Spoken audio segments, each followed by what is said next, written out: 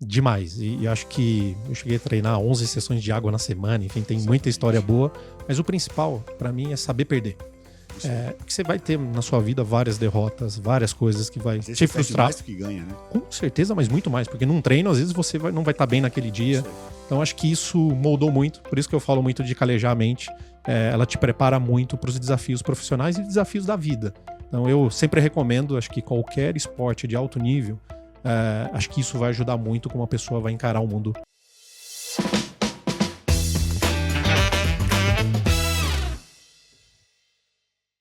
Olá pessoal, sejam bem-vindos a mais um episódio aqui do nosso podcast preferido, o NS TechCast, nosso espaço para falar de logística, de experiências com profissionais que inspiram outros profissionais aqui do nosso setor.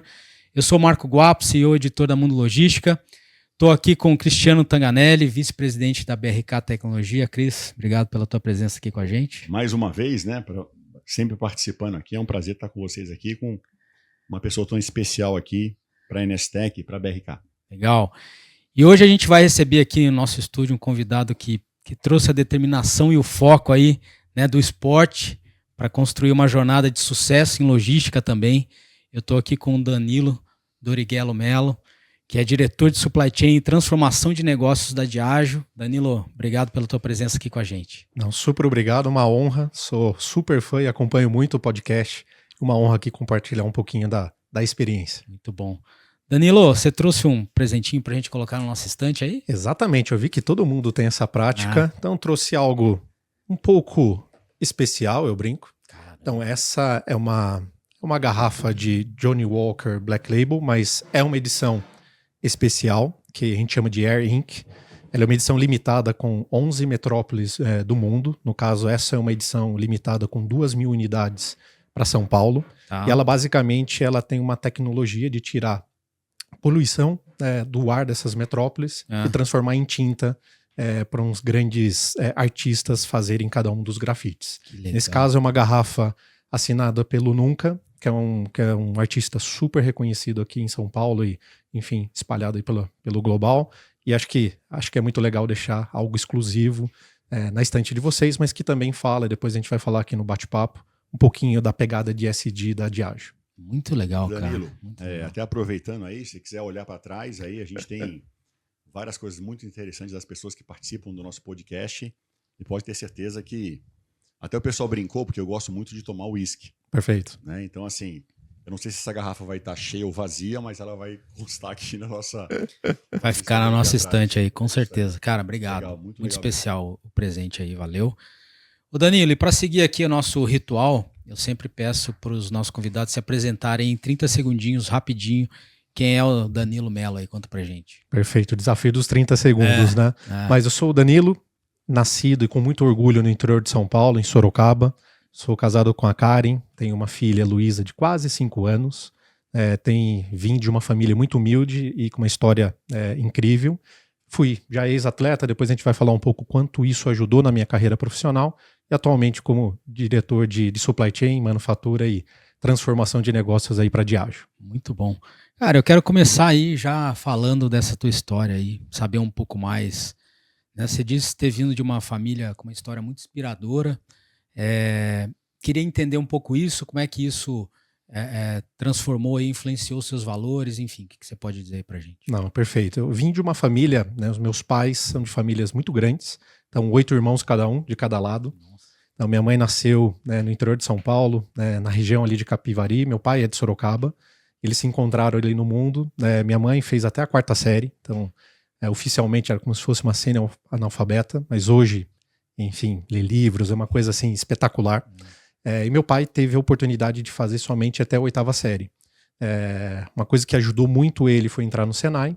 Eles se encontraram depois em Sorocaba, minha mãe acabou indo para Sorocaba muito nova, junto com uma das irmãs, e começaram uma história, aos 20 anos se casaram, onde logo depois se casaram, nasceu meu irmão, que é o irmão mais velho, de 8 anos de diferença comigo, e basicamente construíram aí uma vida muito de construção baseada não só em valores, muito de respeito às pessoas e de fazer o que é certo o tempo todo. Eles sempre colocaram isso e como um pilar também de educação muito forte na família.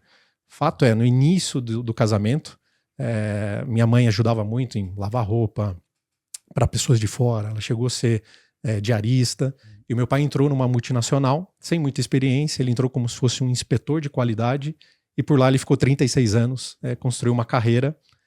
Meu pai é um cara muito inteligente, e acho que isso serviu de inspiração para toda a família. Vamos falar agora dessa história de nadador que eu acho que é importante, cara. Eu soube que você foi nadador, chegou a ser bicampeão brasileiro. Exatamente. Como é que foi isso, cara? Como é que você começou? Como é que você se tornou bicampeão brasileiro de natação? Legal. Primeiro que eu tinha um trauma de não saber nadar. Então isso meus pais sempre falavam, cara, é importante, é importante. Eu fui meio que forçado ali com 11, 12 anos a aprender a nadar. Comecei um pouco tarde. E eu vi a Olimpíada de Atlanta em 96, acompanhei muito. Gustavo Borges ganhou 2 medalhas naquela Olimpíada, uma de bronze e uma de prata. Falei, quero ser um nadador. Aquela história, né? Você não sabe muita coisa. Coloquei esse sonho. Sorocaba tinha uma equipe de natação que era famosa. Eu acabei conseguindo entrar nessa academia, nesse clube. Mas aí eu tive o primeiro choque de realidade. Eu era muito ruim. Eu tinha um nível de natação que, seja em técnica, enfim, eu brinco, você fica na raio do canto, ali tentando evoluir. E aí foi o primeiro choque de realidade. Com isso, alguns técnicos e algumas pessoas falavam, talvez você não tenha muito talento, não. Nisso eu conheci o meu grande mentor, talvez, nesse período de atleta, que foi um outro técnico, que é o Clóvis Ruiz, apelido de Bornai. Ele falou, Danilo, vamos fazer um acordo? Confia no meu trabalho, sua parte se dedicar.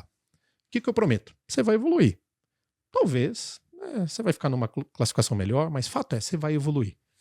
Bom, resumo da ópera, depois de 2 anos, junto com outros atletas, a gente tinha um revezamento.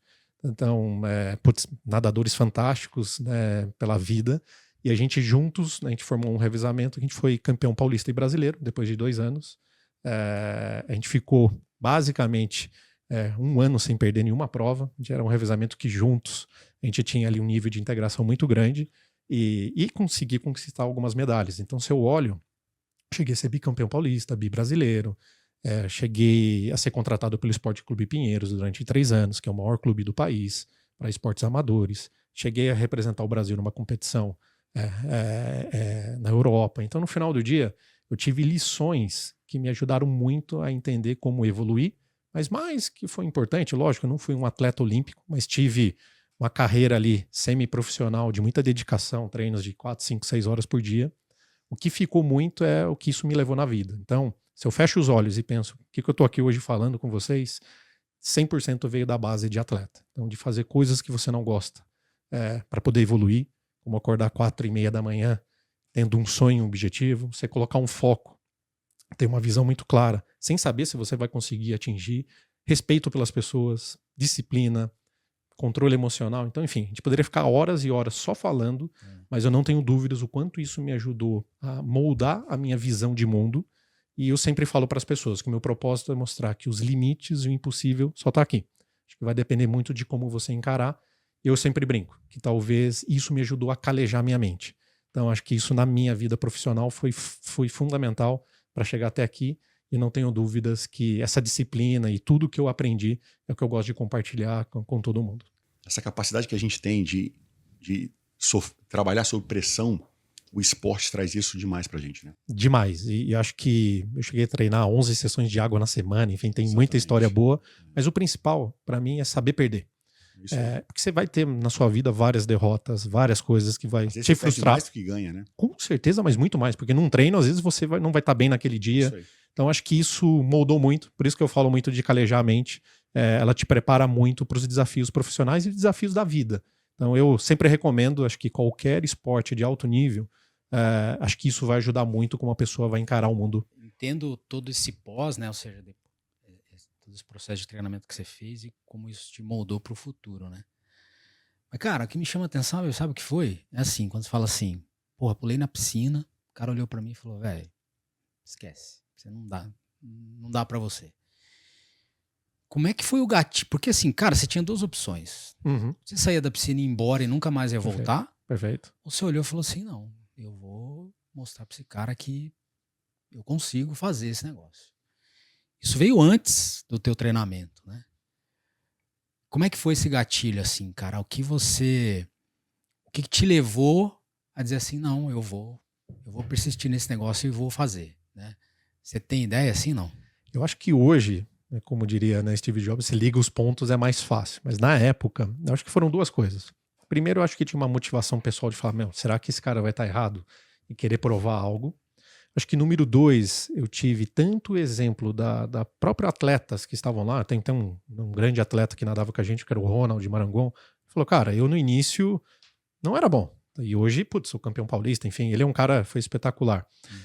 E dentro de casa, porque no final do dia, eu olhava para meus pais falavam, cara, a vida vai ser cheia de desafios, você vai receber muitos nãos, você vai ter muitos obstáculos.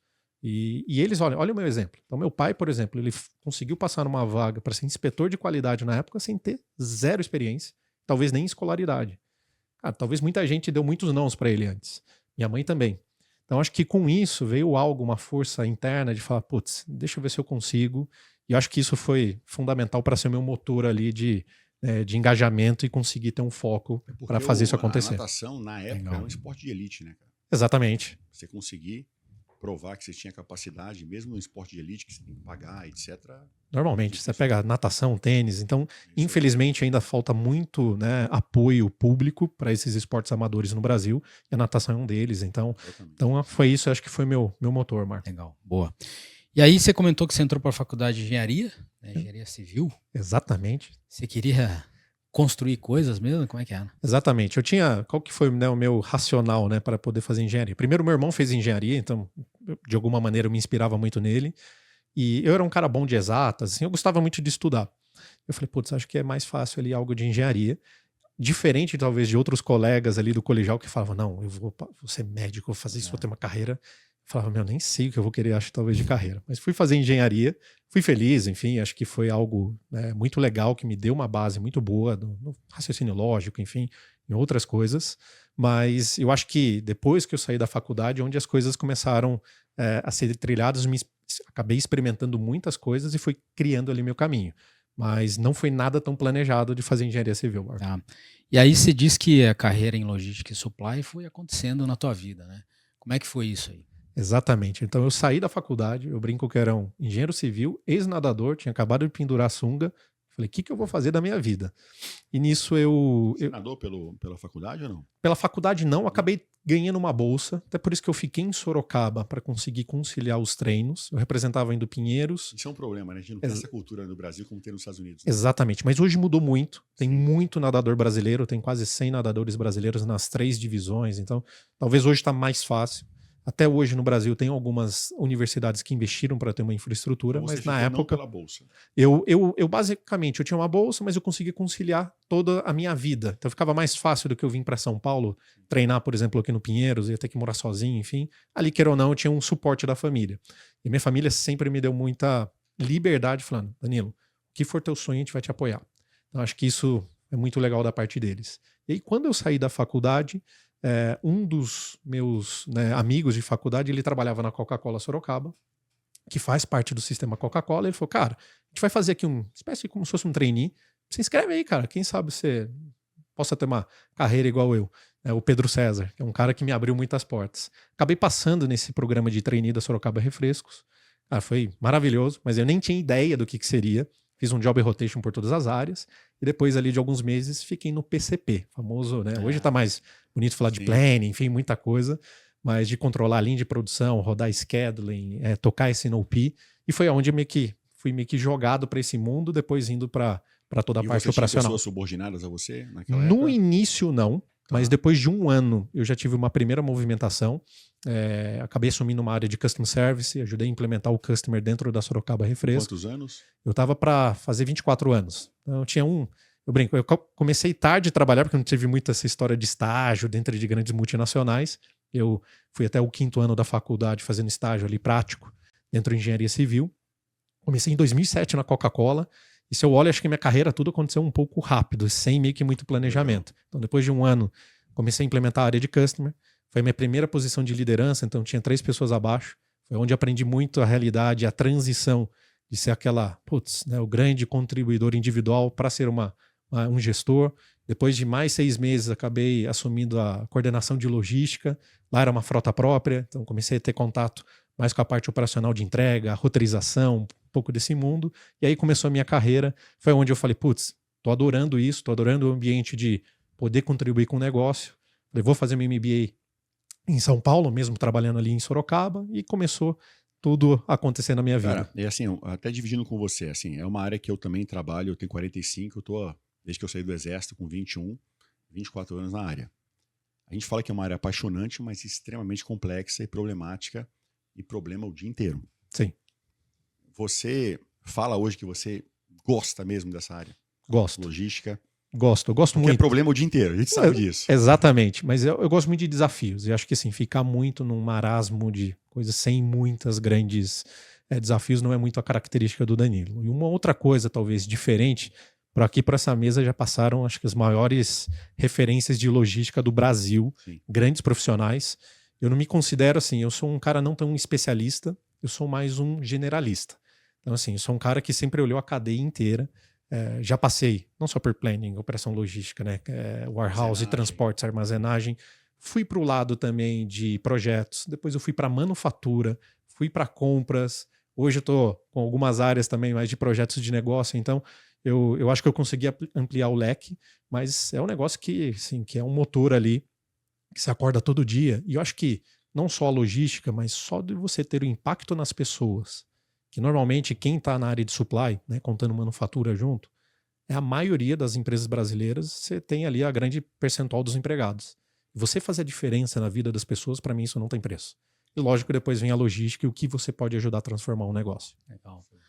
Danilo, e você, bom, você não teve essa formação formal, né, numa faculdade de logística, enfim.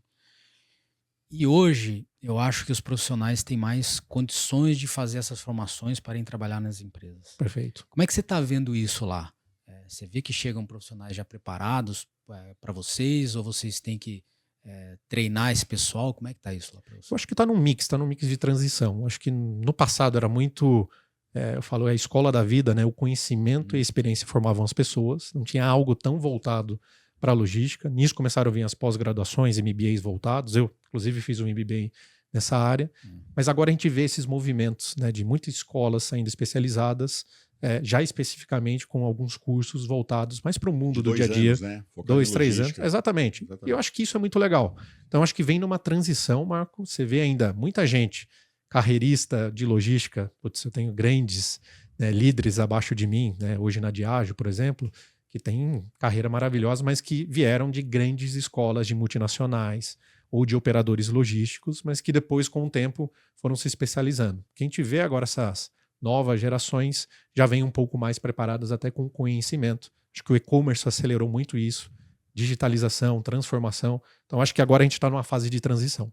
Danilo, eu ia te fazer uma pergunta. A gente vê hoje, antigamente a logística era uma área de apoio, não tão vista.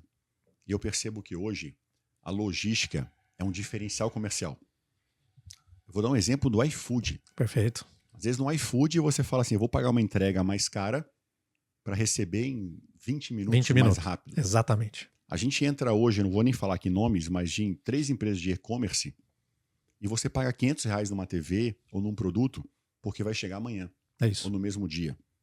Você tem essa visão hoje, esse protagonismo que a logística tomou hoje de ser um diferencial comercial das empresas? Total. E acho que o mundo ainda mais de e-commerce e digitalização, isso fica muito explícito. E tem muita pesquisa de consumidor, o quanto você tem uma entrega rápida, às vezes uma entrega grátis. Isso muda um pouco a escolha de compra, né, do consumidor. Mas se você vai para o lado também, né, vamos chamar do B2B, acho que a logística e supply chain como um todo passou de ser somente aquela área mais operacional, que não falava muito de negócio. E eu acho que a pandemia acelerou isso. Acho que a pandemia, todo mundo voltou os olhos para dentro para a supply chain. Faltava produto, logística internacional, faltava matéria-prima, prazo, e todo mundo viu o quanto o supply chain, dentro do resultado do P&L de uma companhia, ele é fundamental. Então ele não é só uma área para olhar o COGS ali, seu custo, mas ele é extremamente estratégico para tudo que uma companhia possa fazer. Lógico, vão ter segmentos que talvez a logística vai ser mais transacional, mas hoje ela está num patamar diferente e é legal você ver em algumas companhias até presidentes saindo da área de supply chain e de logística. Né? A gente tem, acho que o maior exemplo da DPSP, onde hoje o atual CEO veio da área de logística. Então acho que está começando a mudar o mercado. Legal. Danilo, eu gosto sempre de perguntar, né? A gente faz uma pré-entrevista com vocês aí sobre desafios, né? Eu sei que você deve ter tido vários desafios durante a carreira, mas você contou pra gente que o maior desafio aí que você teve foi a primeira experiência como plant manager. Você estava na General Mills ainda. Exatamente. Né? O que foi esse desafio? Por que ele te marcou tanto? Conta pra gente. Perfeito. Acho que todas as posições eu sempre tenho grandes desafios, mas esse me marcou de uma maneira. Primeiro porque talvez eu disse um sim, sem saber muito o que eu ia fazer dentro de uma fábrica, sendo bem transparente. Mas isso é legal a tua experiência na natação, né? A gente exatamente. Fala assim e fala, bom, depois vamos lá, pesquisa no Google, né? O que é ser um plant manager e vai, né? Mas o que foi legal? Primeiro, a gente tinha acabado de fazer a aquisição da IOC, né? Então a General Mills, uma das maiores empresas de alimentos do mundo, empresa que sou apaixonada, ela me abriu muitas portas e me ensinou o significado de ser líder, tive grandes mentores, e eu tive um desafio logo depois da aquisição. O CEO, né, da América Latina falou: Danilo, sabe que você recém casou, mas por que não ir para dentro de uma fábrica e implementar os valores da General Mills? Eu falei, uau, nunca imaginei isso. Imaginava mais ou menos o que seria. Conversei com minha esposa, a gente decidiu em 5 minutos. A gente mudou para o Rio Grande do Sul, na Serra Gaúcha, numa cidade de 25 mil habitantes, que é Nova Prata, que eu tenho um carinho. Saiu de Sorocaba para isso, cidade. Exatamente. Aí o que eu não contei, né? De Sorocaba, eu trabalhava aqui em São Paulo, na época na General Mills, eu ia e voltava todo dia. Então, o Castelo Branco, para mim, era uma avenida até chegar em Sorocaba. E aí mudei para a Serra Gaúcha. O que foi legal? Primeiro, era uma fábrica de uns 400 funcionários, uma fábrica estratégica, ela fazia pipoca, que é um carro-chefe, dentro da IOC / General Mills. E eu tinha um cenário de muito turnover, as máquinas ficavam paradas porque as pessoas, enfim, tinham um turnover gigantesco, absenteísmo, alto número de acidentes, enfim, outras coisas que ficaria horas e horas falando aqui. Eu tinha ali para recém-completado, acho, meus 28 anos, e eu fui ser o número 1 de uma fábrica. Você com 26 ia ser o líder dessas 400 pessoas. 28. Tinha acabado de fazer 28. Ia ser o líder de todo mundo. E o meu time de liderança, todo mundo tinha muito mais experiência do que eu. Conhecia, vieram de fábrica. Eles falavam, cara, de que fábrica você veio? Eu falei, não, eu vim de logística, supply chain. Sou um meninão, como eles me chamavam, que eu era o cara mais novo da liderança da fábrica. Mas fato fiquei 2 anos e meio lá. E foi uma jornada de muitos acertos e aprendizados. Eu brinco que a gente não erra, a gente aprende. Não só me tornar um líder melhor, mas um ser humano melhor, em como isso impactar a vida das pessoas. Acho que tem exemplos assim, a fábrica depois de 2 anos e meio reduziu em 75% o número de acidentes com afastamento. A gente conseguiu bater recorde de produtividade.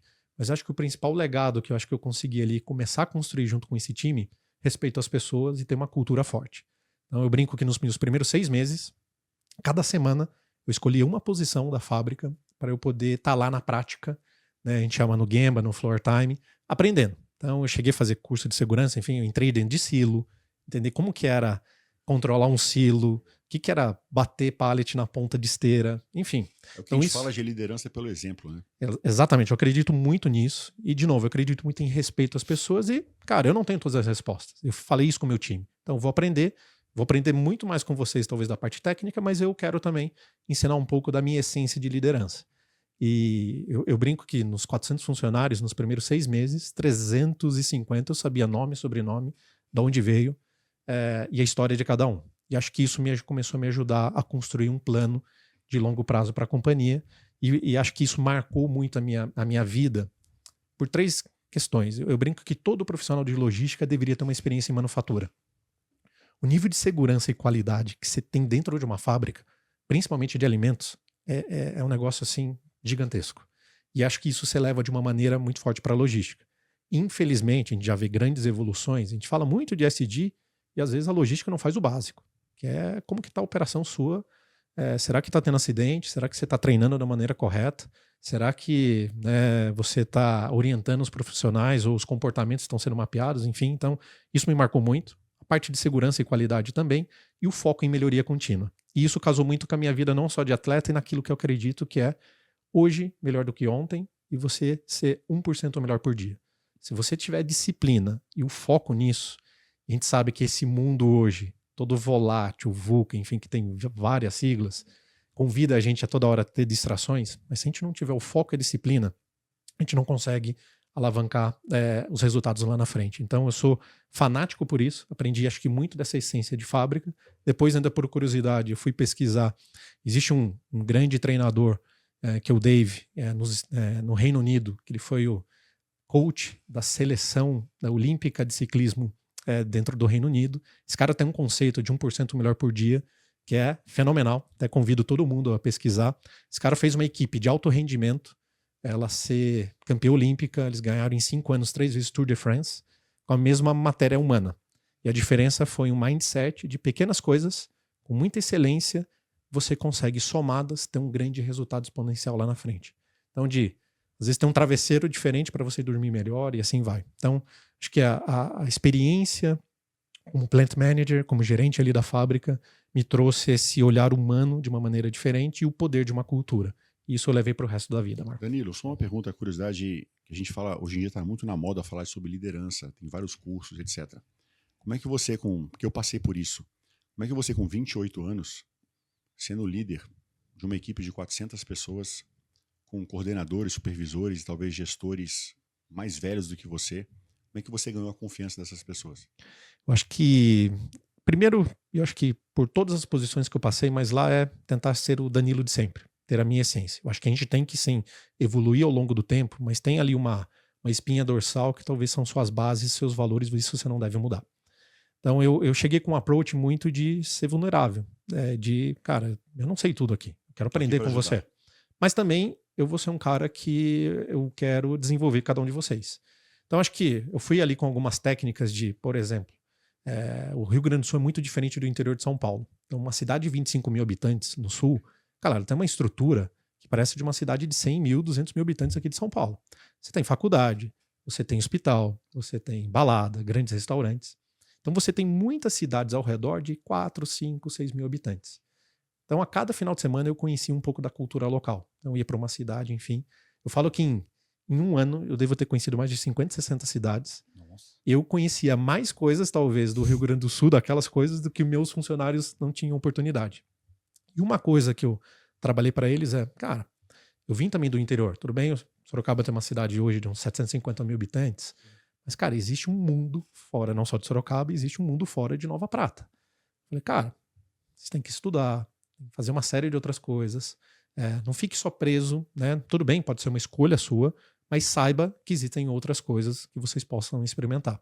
Então eu comecei com um approach muito de falar o que era a essência de ser líder. Eu tive grandes mentores que acho que isso me ajudaram muito também. Que eu tenho um dos grandes, depois a gente vai falar para frente, mas que me ensinou muito o conceito que ser líder é ser arquiteto, mordomo e professor. E de onde ele trazia isso? Arquiteto, você tem que dar uma visão, ajudar a construir, mas ser aquele cara visionário. Você ser mordomo é você servir as pessoas. Realmente você está ali para ajudar. Os conceitos da NSTEC. Exatamente. E ser o professor que cara, você tem que fazer, aprender e ensinar. Então, antes de você querer ser o professor e ensinar tudo, vai aprender, vai colocar a mão na massa. Então, eu levo esse conceito, né? O Fabian, que foi um grande mentor, que ele é o dono dessa frase, eu levo para todo lugar. E acho que eu fui seguindo um pouco desses instintos. Legal. Teve um outro convidado, cara, e aí eu fiz uma conexão aí com o que você falou, que diz que existe um gráfico, né? Então, assim, quanto mais conexão você tem com as pessoas, mais tolerância você tem dessas pessoas, né? Eu tô dizendo assim, pô. E assim, pra mim, cara, você se conectou a essas pessoas. E acho que aí a tolerância aumenta, o grau de entrega aumenta também, né? Então acho que teve um pouco disso aí, né? Ou seja, você conseguiu se conectar diretamente com essas pessoas e aí colher os frutos, né? Não, total. E lá, por exemplo, coisas simples, símbolos simples. O gerente lá tinha uma sala que era toda fechada com cortina. Então a primeira coisa que eu falei, cara, arranca tudo isso aqui. Não, para ligar no ramal dele, tinha que ter alguém ia atender porque não podia falar com ele direto. Então, a primeira vez que eu atendi o ramal na minha sala, a pessoa do outro lado falou, Danilo? Eu falei, sim. Você não ligou no meu ramal? Ela, mas... Então, assim, coisas simples. Por exemplo... Ela achou que teria uma secretária, alguém fazendo algum tipo de... Exatamente. Outra coisa, você chegava no refeitório... Moderno, né, cara? Não tem sala de diretor, exatamente, de CEO, de nada. Todo mundo aí. É o que você viu aqui na... É isso. Eu sou um cara muito menos hierárquico. Literalmente. Sei que existe hierarquia, mas acho que assim, eu tenho que estar conectado com as pessoas. Um exemplo marcante para eles ficou no refeitório. enfim, o antigo gestor não almoçava muito lá. Enfim, quando almoçava, tinha uma mesa reservada. Estava escrito reservado. E a primeira vez que eu entrei no refeitório, cheguei, peguei minha bandejinha, todo mundo já me olhando. Falei, caramba, né? Será que eu tô fazendo alguma coisa errada? Enfim, eu sentei com o pessoal do administrativo, lógico, estava fazendo a minha integração ali. Sentei do lado do Éder, que é um cara, enfim, que hoje está brilhando ali na General Mills. Cara, todo mundo me olhando. Eu falei, cara, por que tá todo mundo me olhando? Ele, não, então, é que ele meio sem graça ali, né? O pessoal me falando, existe ali uma mesinha reservada. Eu falei, não, cara, vamos acabar com isso. Então, enfim, eu acho que ali, só de você aprender a essência do poder de uma palavra, de bom dia, boa tarde, um obrigado, cara, assim, são coisas Danilo, que a gente... uma palavra que eu uso muito, né, cara? Eu tenho até tatuado aqui no meu corpo, que é a palavra convence e o exemplo arrasta. Total. Então, assim, você quando pegou uma coisa simples, mas você pegou a tua comida e sentou com todo mundo, sem hierarquia nenhuma, é o exemplo que você está dando, né, cara? E arrasta muita gente. Adoro essa frase, e tem um outro que eu sempre aprendi também de um grande mentor: escadaria se lava de cima para baixo. Cara, não tem jeito, você tem que estar ali com as pessoas, e não é porque você tem um cargo. Muita gente fala, eu sou. Você não tá, né? Você tá naquele momento representando algo. E acho que é isso que tem que ficar. Você está naquele momento. É isso que eu acredito. Legal. Danilo, e aí, você, enfim, acabou indo para a Diageo, tá lá desde 2021. Final de 2021, né? Isso. E em março desse ano você foi promovido a diretor de Supply Chain e transformação de negócios. Né? Eu queria entender esse termo. O que esse transformação de negócios adiciona a já complexa cadeira de diretor de Supply Chain? Legal. Então, entrei na Diageo já vindo de outras experiências como diretores. Quando eu entrei em outubro de 2021, eu era um diretor de supply, mas um supply que tem manufatura. Então, um supply um pouco, eu brinco, diferente. Então, eu olhava cadeia 100% dentro da Diageo.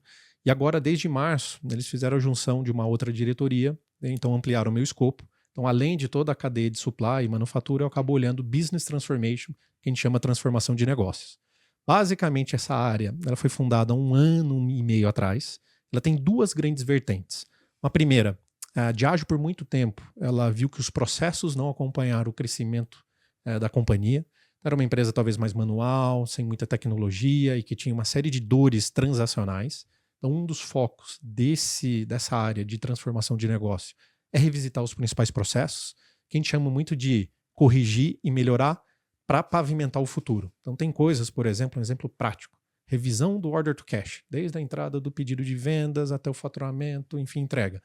Ali a gente tinha muitas oportunidades, então a gente acabou de revisitar o order to cash. Mas tem, assim como o order to cash, milhares de outros processos transacionais que eles não eram tão eficientes. Mais inovação, então.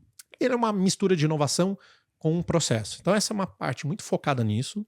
Uma segunda vertente, que aí é o legal, é o que me brilha os olhos, de novos negócios e revisitar modelos que vão muito além de supply chain. Então, por exemplo, será que a gente tem que fazer uma parceria diferente ou com algum cliente pensando na exposição das nossas marcas? Será que a gente tem que repensar o nosso modelo operativo no Brasil de um determinado segmento? Será que a gente quer aprovar ou experimentar uma nova avenida de crescimento, fazer um seed ali com alguma ideia e semear? Então, essa área de transformação também eu tenho uma segunda vertente de ser o principal motor de crescimento da companhia, de, cara, ser algo mais disruptivo e depois se testar, ver que dá muito certo, você joga no seu motor que eu brinco de crescimento, que é onde está o core business da empresa. Então é uma área para ser mais disruptiva, fazer muito contato não só com startups, pensar em maneiras de negócios diferentes do que a gente aplica hoje. Então é uma área nova e eu estou super feliz que, além de supply chain, com os desafios do dia a dia,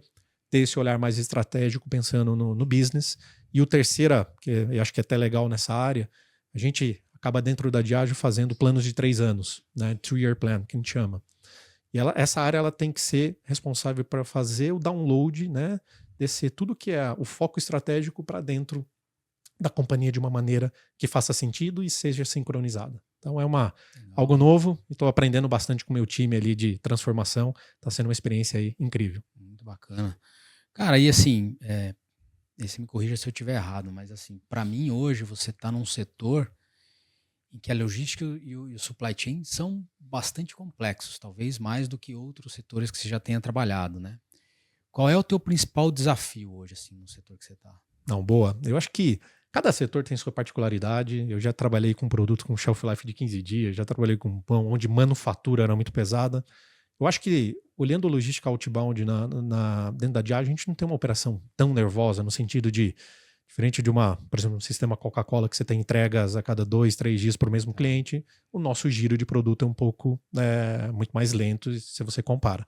Porém, o desafio está na escala global. Mesmo então, Red Label. Mesmo o Red Label, né? Se você pega a frequência e a compra do cliente, normalmente é uma vez, né, no mês, mas você tem ali um stock in trade que você mantém. Mas qual que é talvez o principal desafio? Você tem uma cadeia longa. Você tem uma cadeia longa não só do processo de importação. Então, a Diageo tem uma característica, até por ser regulatório também, então similar ao que é uma champanhe, para se chamar um Scotch Whisky, o líquido precisa ser feito dentro da Escócia.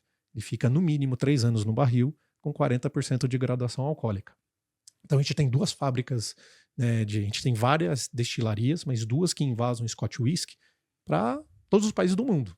Então você tem um processo, uma cadeia de importação muito longa. Então, no mínimo eu brinco, se você quer dobrar suas vendas amanhã, você tinha que ter planejado 4 meses antes. Então essa é a primeira grande particularidade. E a segunda, que é um segmento bem peculiar no sentido de luxo, exclusividade, e onde é que eu quero chegar? Então, produto. Você pega um Black Label, ele é um aged, ele chama um whisky envelhecido. São 12 anos no barril, boa parte do líquido. Então, se você olha, assim, o invase hoje, que alguém está tirando dos barris, invasando o Black Label e fazendo toda a parte, né, de blendagem dos líquidos, alguém planejou 12 anos atrás. E aí você fala, putz, mas e mesmo um whisky de entrada, como um White Horse? São 3 anos. Então, se você quer planejar essa cadeia, você tem que começar muito antes. Então, assimilar, acho que bebidas tem um pouco disso, né? Bebidas, né, que a gente chama de spirits. O vinho também tem um pouco desse ar de safra, enfim. Mas eu acho que tanto nós, assim, com Scotch Whisky, com tequila, por exemplo, que é uma boa cadeia também. Tequila determinadas cidades do México, só com uma planta chamada Blue Agave, para você chamar tequila. A agave são de 5 a 7 anos para você conseguir colher do campo. Tem um processo de 1 ano de envelhecimento. Então, assim, é uma cadeia longa. Então, toda a parte de previsão de demanda. Tem hora que você vai ter restrição de allocation. Se você tem alguma campanha de consumo, né, de marketing que às vezes disruptou, foi tão excelente, às vezes você vai ter restrição de produto. Então, a gente fala que toda essa visibilidade da cadeia, ela é um desafio muito de você manter um equilíbrio e é algo muito diferente, talvez, de outros segmentos que eu trabalhei, que é alimentos e bebidas, você apertava o botão e você está produzindo a mais ali dentro do campo. Né? E eu acho, Danilo, até dividindo com você, a Diageo já é um cliente NSTEC, através da BRK há muitos anos. Sim. E sempre que eu ia nas reuniões de comitê na Diageo, os diretores de segurança comentavam: Cristiano, Red Label é a bebida mais falsificada, contrabandeada e roubada do mundo. Então, assim, o roubo é uma área que a gente atua muito forte com vocês. E como trabalhar com essa questão do contrabando e da falsificação? A gente tem uma área específica, né, que chama Brand Protection, que é a proteção de marca. Então ela tem toda uma particularidade de como proteger as marcas. Esse é um principal legado dentro da Diageo. A gente imagina, a Johnnie Walker tem mais de 200 anos. E para você ter uma marca por mais de 200 anos, você tem que manter o legado dela. E o segundo é toda uma inteligência que a gente chama de segurança corporativa, que permeia não só desde escritórios, enfim, toda a operação logística. Então a gente está para sair agora, recém, uma pesquisa atualizada, a última acho que está ainda uns 2 anos ainda com dados do passado. Então provavelmente abril e maio a gente vai ter uma noção de qual que é o tamanho do mercado que a gente chama informal no Brasil, que é de falsificação ou de contrabando. Dados do passado é que o mercado de spirits, que atinge não só Diageo, os nossos concorrentes, sim, cara, é acima de 30%. Então, assim, é um mercado que você tem que ter uma inteligência, você tem que saber não só como logística trabalhar junto com a área de corporate, mas com certeza é um mercado muito desejado e aí você encontra muito produto falsificado.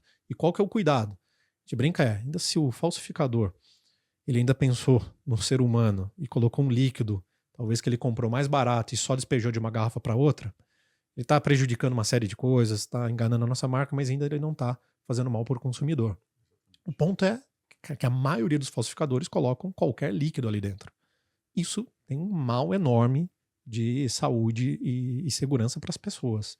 Então esse é um desafio do nosso segmento como um todo e onde as empresas se unem muito, né? A gente tem a BDD, que é basicamente a Associação Brasileira de Empresas de Destilados.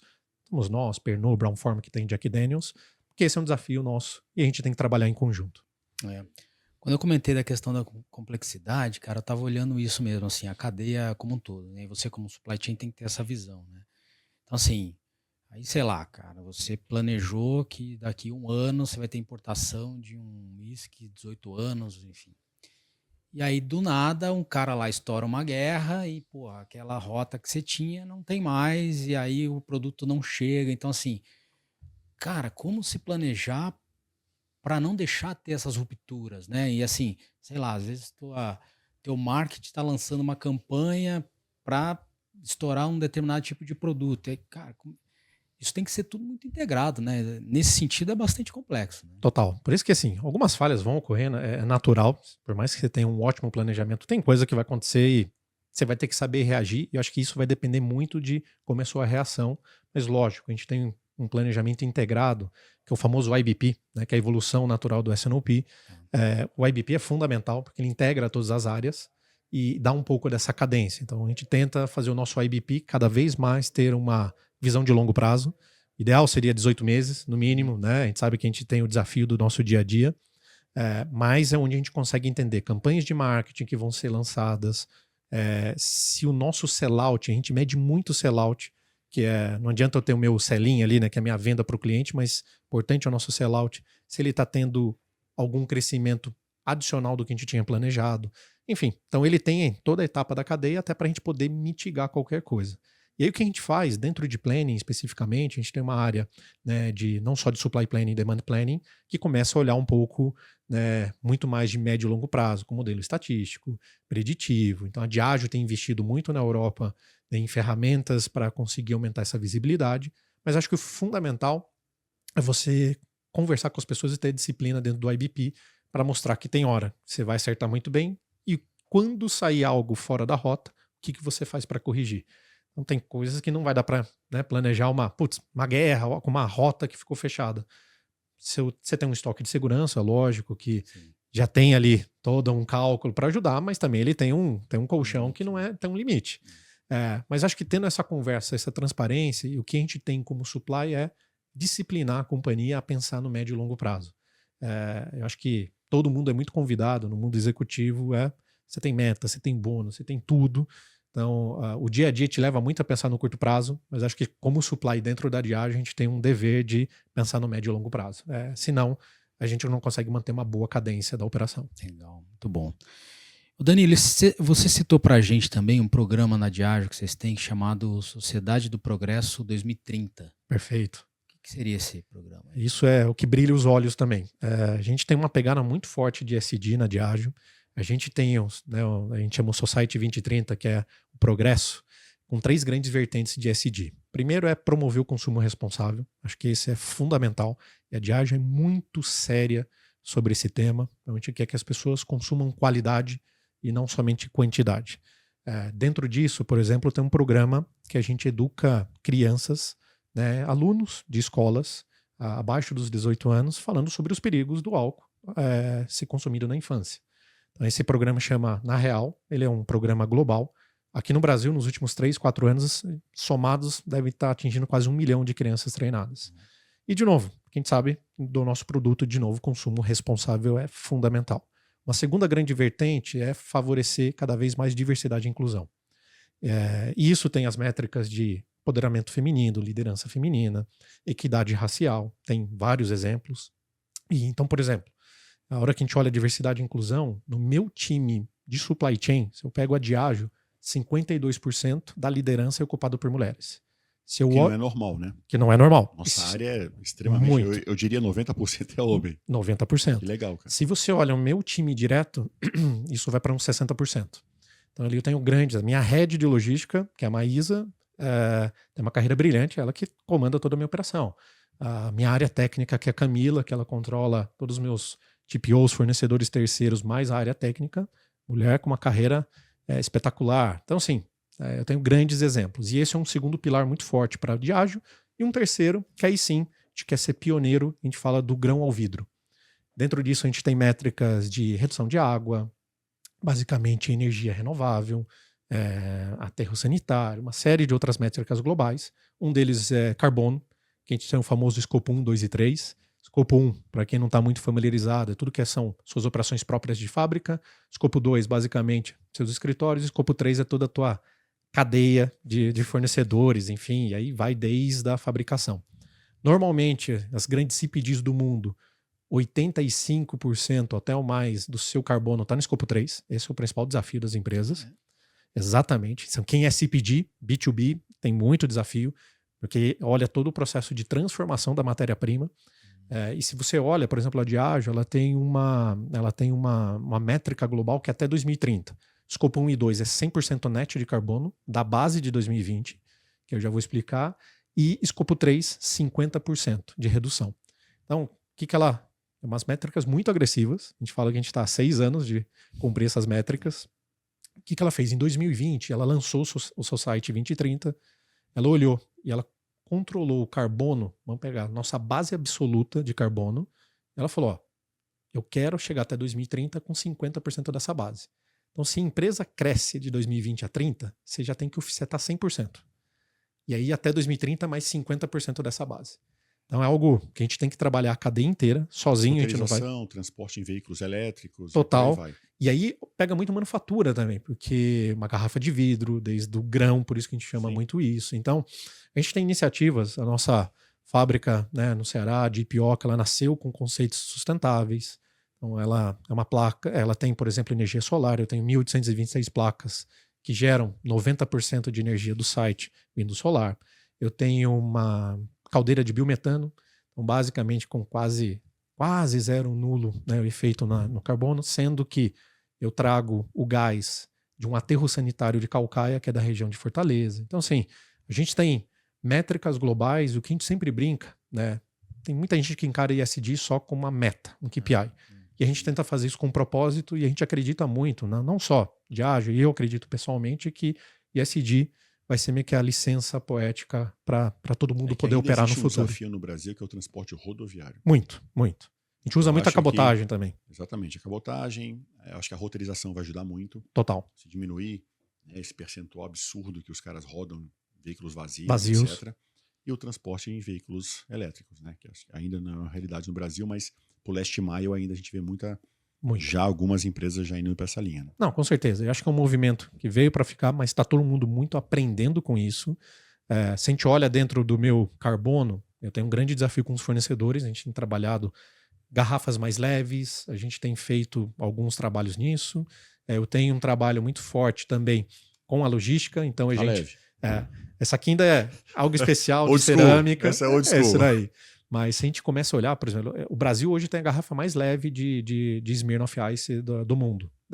Então a gente trabalha muito forte com os nossos fornecedores. Se a gente olha em logística, e todo mundo olha ESG... Essa redução no peso da garrafa não influenciou na qualidade, em avarias e sinistros? Tudo muito, lógico, planejado, não é uma troca rápida, tem muita tecnologia envolvida, mas tem um KPI que a gente tem que realmente olhar a qualidade do produto. Não adianta reduzir a qualidade e ter um problema de avaria, Exatamente. Então, um outro, por exemplo, para uma certa parte do nosso portfólio, a gente acabou de retirar os cartuchos.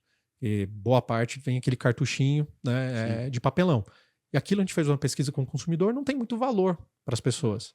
E isso a gente está eliminando, cara, é um grande movimento da Diageo global para parte do portfólio. Mas eu acho que uma coisa que é legal, muita gente O que eu vou te falar é o seguinte, esse cartucho que vai no Red Label, realmente, quando você fala para o cliente final, ele quer a garrafa. Ele quer a garrafa. Só que para a gente, que é da segurança, a gente coloca uma isca. É isso. Naquele cartucho, entre o cartucho e a garrafa. Isso. É uma coisa que a gente tem que pensar depois para uma evolução. Com certeza. O nosso time de corporate está muito envolvido nisso, pensando em soluções que atendam não só, mas que sejam ESG conectado com business, né, com o negócio. Exatamente. E acho que um ponto que é legal reforçar, a gente pensa em ESG, todo mundo pensa só em inovação, coisas disruptivas. E esquece, acho que você deu ótimos exemplos de roteirização, se eu posso utilizar e permite cabotagem, você pode ter talvez um CD mais eficiente do ponto de vista energético. Então, acho que é um trabalho gigantesco, que eu acho que Faltam muitas respostas ainda, a gente tem muitas dúvidas, mas eu acho que esse é um tema, e vamos passar vários outros profissionais aqui, as empresas ainda olham muito de forma muito cilada, acho que todo mundo ainda é muito egoísta. Você deu um bom exemplo de quantos caminhões estão passando aqui na frente e estão vazios, né? Então acho que esse é um convite de como as empresas podem ser mais colaborativas para pensar o total da cadeia. Porque assim, essa é uma dor de todo mundo e essa vai ser uma licença para operar no futuro e eu acredito muito nisso. Legal. Danilo, e aí, enfim, agora você tem uma experiência muito grande aí no setor. O que você diria para quem está começando, cara, que assim, o que é necessário para conseguir trilhar uma carreira como a que você está trilhando, por exemplo? Legal. Você diria aí que são pontos fundamentais, assim. Não fala que é nadar, porque é muito complicado, né, cara? Mas pode ser o começo, né? Pô, vai nadar. É puxado demais, chefe. Eu acho que uma outra coisa mais leve, né? Exatamente. Mas acho que a pergunta é excelente e para mim não tem resposta pronta. Sendo muito transparente. Eu acho que para qualquer pessoa, não só dentro de supply, mas quer ser um executivo ou se daqui a pouco a gente tem visto o empreendedorismo crescer muito no Brasil. Eu acho que tem uma primeira coisa que é fundamental é você não parar de aprender. Eu acho que isso, todo mundo tem que ser um eterno curioso. Número 2, tenham pessoas que sejam grandes mentores na tua vida. Eu acho que não só do âmbito profissional, pessoal, família, mas a gente tem que ter pessoas para inspirar. Acredito muito, terceiro, foco também em execução e ter a disciplina ao longo do tempo você ver essa melhoria. Por quê? Às vezes é muito lindo um PowerPoint, é muito lindo uma coisa que a gente fala num curso teórico, mas às vezes a prática é diferente. E se a gente não for executar, aquilo lá vai ser só uma linda ideia. Então eu falo que sujar um pouco a mão ela é fundamental nisso. Com uma outra, que eu acho que cada vez mais a gente precisa do tempo. Às vezes tem gente, tudo bem, Instagram, LinkedIn, fala, nossa, comecei minha carreira em 3 anos, quero ser o gerente, depois vou ser o diretor. Também acho, tudo bem, cada um tem a sua aspiração, mas saiba que também tem um processo natural. Eu brinco com um colega, ele falou assim, você pode ser o bilionário do mundo. Você quer ser faixa preta de jiu-jitsu? São 10 anos, cara. Não tem jeito. Não tem segredo. Então, acho que também tem um Exatamente. pace. Você pode ser o cara, 10 bi, mas você quer fazer faixa preta? São 10 anos ralando e aprendendo muito. O dinheiro que vai comprar essa faixa para você. Então eu acredito muito nisso, de você realmente executar e ter a disciplina e não ter medo de errar e aprender. Eu falo que na minha carreira inteira, se eu fecho os olhos, nada foi tão planejado, mas tive experiências maravilhosas que eu sempre saí mais forte do que quando eu entrei. Hoje é mais fácil porque você conecta muitos pontos. Mas eu vejo que muita gente tem talvez uma aptidão de não querer aceitar muito risco, enfim, lógico, cada um tem seu conceito, tomar decisão. E eu falo assim, tá tudo certo. Tá tudo certo. Carreira não tem certo ou errado. Preço. Exatamente. Aí você fala, pô, mas Danilo, você quer ser o CEO da Diageo? Pode ser que você fale, cara, eu não quero pagar o preço. Perfeito. Eu tenho capacidade, mas eu não quero pagar o preço. Exatamente. Tudo na vida que você se propõe a fazer tem um preço. Concordo. Quero ser campeão brasileiro de natação. Tem um preço. Às vezes eu não quero treinar 4 horas da manhã, 8 treinos por semana, etc. E tá tudo certo. Exatamente. Uma coisa que eu achei muito legal, cara, que você colocou aqui, essa questão da decisão 10-10-10. Perfeito. Explica pra gente, que eu acho que é muito legal isso. Eu tenho 2 conceitos que eu gosto muito, do 10-10-10 e os 5 dedos, eu falo, que é para autonomia. 10-10-10, eu falo que toda decisão de uma pessoa deveria pensar no 10 anos, 10 meses e 10 dias. E a decisão deveria ser nessa ordem. E às vezes, muitas vezes, a gente toma a decisão só pensando nos próximos 10 dias. E tá tudo bem. Mas fato é, se você não começar a olhar que esses 10 dias, se não estiver conectado com seus 10 meses, 10 anos, talvez você não está indo muito. Às vezes é um planejamento do ano, né? Perfeito. Então, quantas vezes eu já vi, acho que eu já tomei também muitas decisões erradas pensando, cara, eu preciso bater aquele KPI, aquele indicador. Talvez tomei uma decisão de 10 dias. Será que foi o melhor para o negócio? Será que eu estou fazendo isso? Isso você pode levar para a vida inteira. Então eu gosto muito desse mindset. Sempre falo para os meus times. Cara, o Danilo tava me contando que ele, sei lá quantos anos atrás, não tinha uma internet ainda muito boa, e o que a gente fazia, todos os artigos que a gente publicava na Mundo Logística lá em 2, 3 anos, eu condensava isso num pendrive, e aí os caras compravam esse pendrive com os PDFs, tudo. O Danilo falou que tem. Eu não tenho mais esse pendrive, o Danilo tem esse pendrive. Hoje em dia você não pode nem colocar o pendrive no computador, porque o TI não deixa, porque é entrada de vírus. Mas assim, eu tenho esse pendrive. Pô, excelente, cara. É uma constatação de que você realmente tem essa questão do aprendizado contínuo. Mas, cara, você consegue repassar isso para a tua equipe? Ou na tua equipe só tem gente que já tem esse mindset? Como é que é isso aí?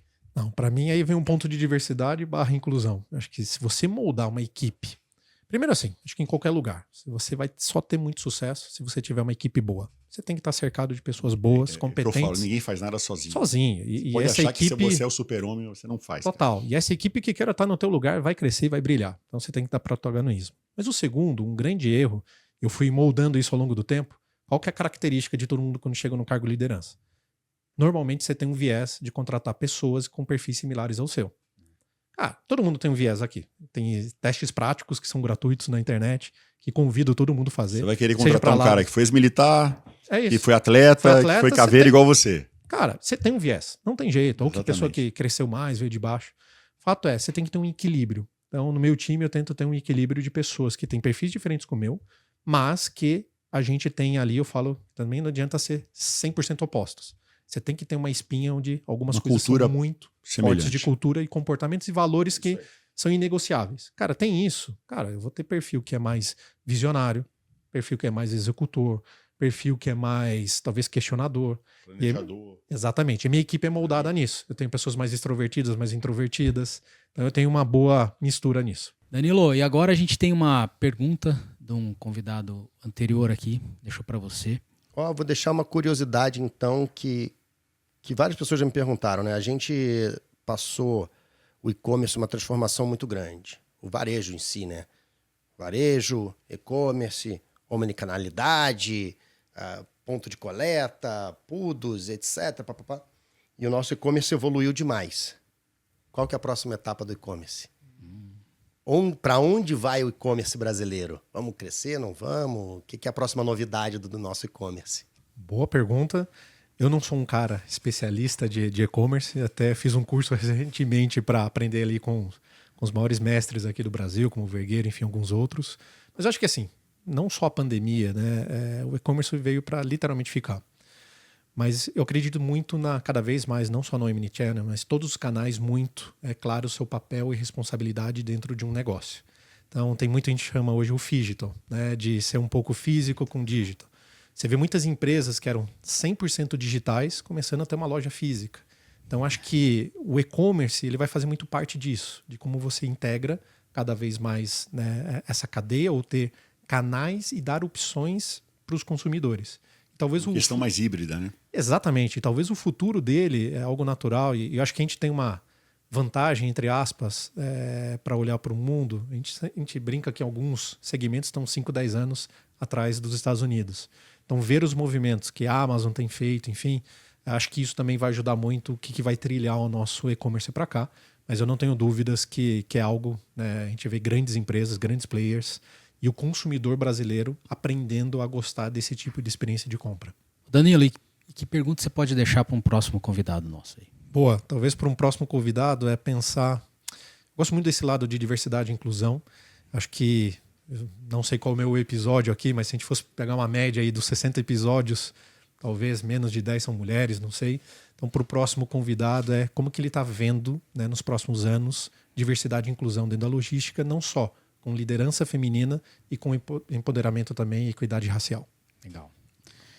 Bacana, agora vamos lá para o nosso quadro final. Pensei, falei, um bate-bola aqui rapidinho. Você pode responder como você preferir, tá bom? Inovar ou renovar? Renovar. Conhecimento ou experiência? Para mim é um equilíbrio dos dois, mas gosto muito de experiência. Terceirizar ou primarizar a logística? Onde eu estou hoje, terceirizar, mas depende muito do segmento. ES ou G? Essa eu vejo todo mundo ficando... qual? Esse para mim tem que ter o equilíbrio dos três. Sim, cada um independente não funciona e acho que uma das coisas que a gente menos fala no Brasil é o G de governança também e gestão. Então assim, governança eu acho que é um grande também oportunidade para o Brasil inteiro, mas o equilíbrio dos três é fundamental. Legal. Meu maior obstáculo como profissional é o quê? Cara, sou eu mesmo, nas minhas crenças e naquilo que eu preciso estar aberto para aprender. O que você mais valoriza na hora de contratar alguém? Cara, acho que um pouco do brilho nos olhos, na essência da garra, o que aquela pessoa quer. Eu acho que, independente de currículo, que ela já foi formada, acho que garra é fundamental. Tem um profissional que te inspira? milhares, a gente até já falou alguns aqui, Sim. mas acho que eu brinco que todo mundo me inspira de alguma maneira. Legal. Tem algum livro, algum filme que todo profissional do nosso setor aí deveria ler ou assistir? Cara, eu acho que tem excelentes livros, tem saído cada vez mais. Tem um agora que saiu recente do iFood, sobre o quanto a inteligência artificial está moldando a logística e é um diferencial. Então, eu falo, eu acho que o convite, esteja curioso em aprender. Tem muitos bons livros, muitos bons podcasts, não só como esse, que acho que você sai com milhares de insights. Legal. Qual é o maior déficit do setor de logística no Brasil? Acho que tem um pouco de infraestrutura, a gente sabe que todo mundo vai vir aqui e vai falar, a gente é 13% ainda, né, das estradas pavimentadas, modal rodoviário, mas acho que infraestrutura é um grande gap, mas o segundo é mão de obra qualificada. E acho que se você não evoluir nas duas vertentes, a gente sabe que os próximos 10 anos vão ser desafiadores. Um ponto que eu vejo pouco a logística falando tem até estudo, a Ilus acabou de soltar, os motoristas estão ficando cada vez mais com a idade avançada. O Brasil talvez tenha um apagão do que aconteceu já na Europa, a gente já viu os últimos 2 anos, de faltar mão de obra de motorista. E não ser uma carreira atrativa. Exatamente, e de como que a gente pode estar próximo desses profissionais. Às vezes a gente só lembra do motorista no momento do ato da entrega. E a gente falou um pouco aqui até do e-commerce. Cara, ele é o último cara que coloca a mão no teu pacote. Será que a gente valoriza essa profissão? Então acho que tem alguns desafios aí para todos os profissionais. Legal. E como é que você vê a logística brasileira daqui a 10 anos? Eu acho que tem os dois lados. Não tão diferente no ponto de vista de infraestrutura, que a gente sabe que isso leva muito tempo. Acho que os desafios do rodoviário, os desafios, enfim, multimodal vão permanecer. Lógico que está avançando, então a gente vê grandes exemplos, tecnologia vindo, acho que vocês são um grande exemplo disso. Mas eu acho que a gente precisa ter empresas cada vez mais colaborativas e olharem menos assim. Eu brinco que a concorrência deve ser na prateleira, na experiência para o consumidor.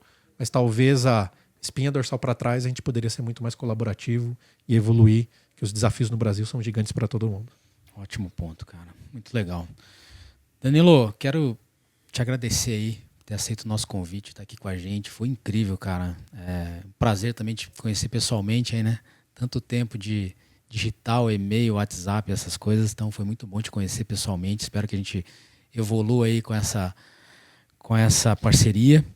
Então, obrigado mais uma vez por estar aqui com a gente. Não, eu que agradeço, super honra estar aqui. Aqui passaram grandes profissionais que me inspiram, né, de logística, aquilo que eu brinquei. Eu não sou um cara só de logística, sou mais generalista, mas foi uma honra. Super obrigado pelo convite. E para quem está assistindo, ouvindo aí, quem quiser me adicionar no LinkedIn, enfim, também é o maior prazer. Faço muita conexão e são dessas maneiras que a gente continua evoluindo aí na vida. Muito obrigado mesmo. Obrigado. Excelente. Cris, valeu também. Obrigado só por mais agradecer, essa. não sabia que o meu parceiro era atleta de natação, caveira, né? Então, assim, isso é muito legal, né? Vamos manter o contato aí. Foi um prazer estar te conhecendo aí, depois de tantos anos de parceria com a Diageo, né? E saber da tua história, fantástico. Legal, obrigado novamente. Boa, pessoal. Bom, para quem está nos acompanhando aí, obrigado pela companhia. Espero que vocês tenham aproveitado. Tenho certeza que vocês aproveitaram e a gente se vê no próximo episódio.